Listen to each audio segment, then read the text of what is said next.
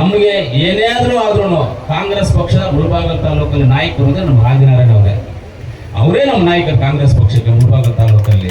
ನಾನು ಮೊದಲು ಮಾಜಿ ಶಾಸನ ಆಗಿರ್ಬೋದು ಈ ಊರಲ್ಲಿ, ಇವತ್ತು ಹಾಲಿ ಶಾಸನಾಗಿ ಕೋಲಾರಲ್ಲಿ ಇರ್ಬೋದು.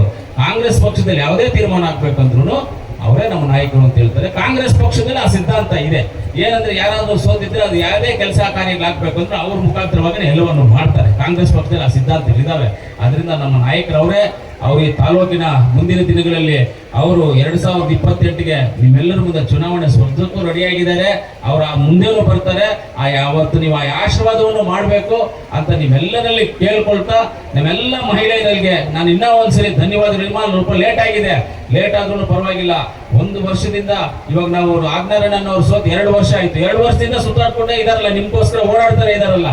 ಈ ಸೀರೆಗಳು ತರೋಕ್ಕೋಸ್ಕರ ಒಂದು 10 ಸಲ ಫ್ಲೈಟ್ ಅಲ್ಲಿ ಹೋಗಿರ್ತಾರೆ, ರಾಜಸ್ಥಾನಿಗೆ 10 ಸಲ ಹೋಗಿರ್ತಾರೆ, ಸೂರತ್ಗೆ ಒಂದು 10 ಸಲ ಹೋಗಿರ್ತಾರೆ ಅವರು. ಅದರಿಂದ ಇವತ್ತೇನು ಸ್ವಲ್ಪ ಒಂದು 2-3 ಲೇಟ್ ಆಗಿರ್ಬೋದು. ನಮ್ಮ ಹೆಣ್ಮಕ್ಳು ಮುಳುವಾಗಿ ಹೆಣ್ಮಕ್ಳಿಗೆ ಅಂದ್ರೆ ಅಡ್ಜಸ್ಟ್ ಮಾಡ್ಕೊಳ್ತಾರೆ. ಕಷ್ಟ ಆದ್ರೂ ಆಯ್ತಣ್ಣ ಸರಿನಾ ಅಂತ ಹೇಳ್ತಾರೆ.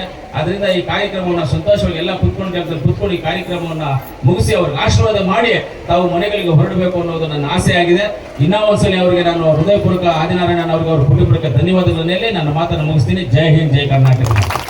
ಗಣೇಶ ಚತುರ್ಥಿಯ ಶುಭಾಶಯಗಳು.